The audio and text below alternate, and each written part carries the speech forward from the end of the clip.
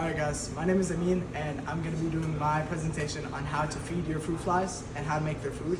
And this is very important for the presentation because you have to keep your fruit flies alive because you don't want to be purchasing new ones every month. So to do that, you're going to have to create new food every week in order to keep them alive and have enough flies to perform your experiment with.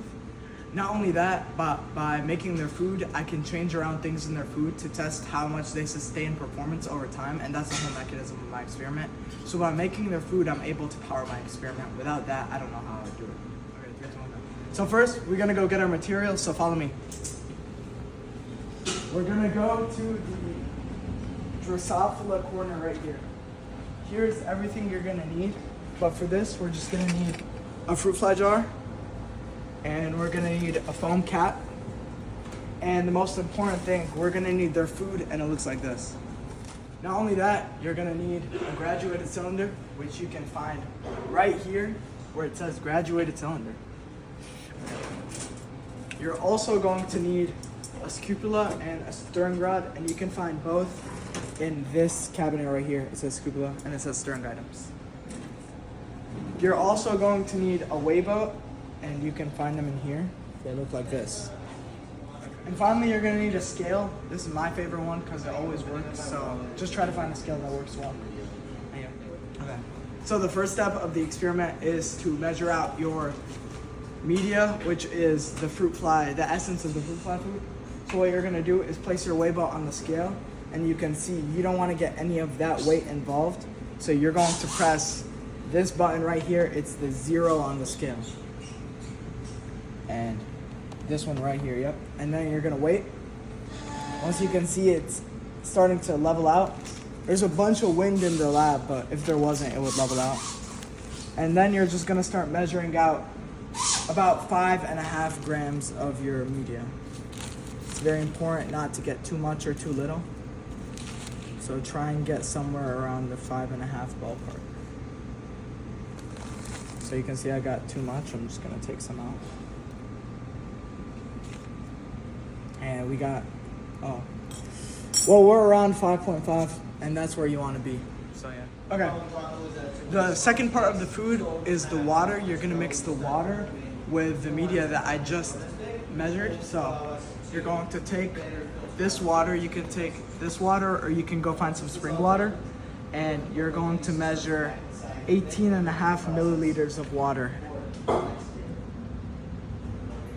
And it's important to be very exact because this is one of the most annoying parts about the experiment. So you're gonna want to get this as close as possible. Okay.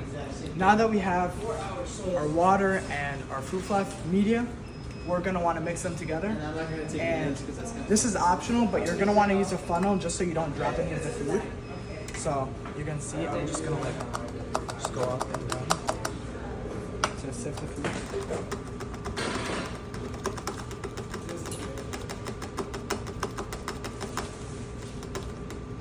God, it's stuck. Okay.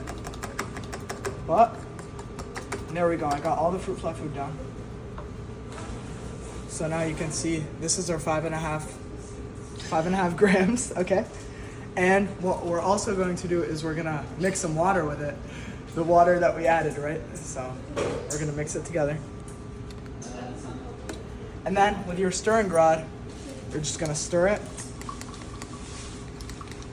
And you're gonna stir it not for too long, just to get all the stuff mixed. And once you're done stirring, you're just gonna wanna let it sit for a bit. That's how it hardens, because you can't have the flies drowning in their food, so you're gonna want it to harden a bit. So we're just gonna leave it there for a bit. So no matter what experiment you're doing, you're probably going to be using different groups, and that is why one of the important parts that I neglected to talk about was labeling. And labeling is very important because, as you can see, all 3 of these look the same, so you wouldn't know which is which. And that's why you have to label. You can see I have Gatorade here, the formula that I made here. And you can find labeling tape if you follow me.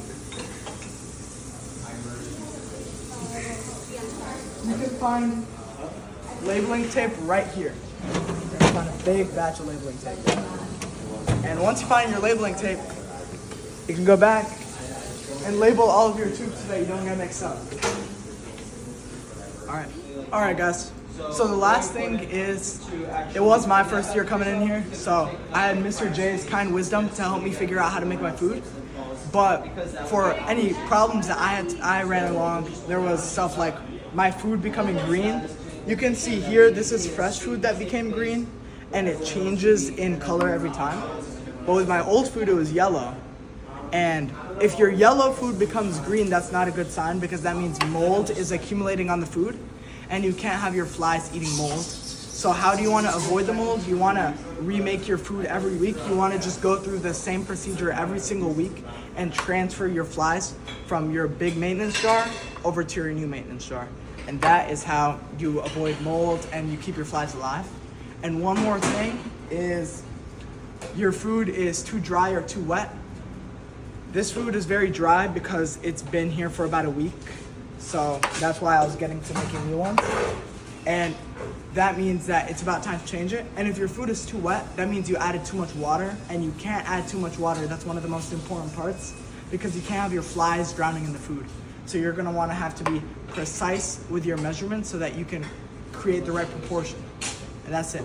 Thank you guys so much. Have a good one.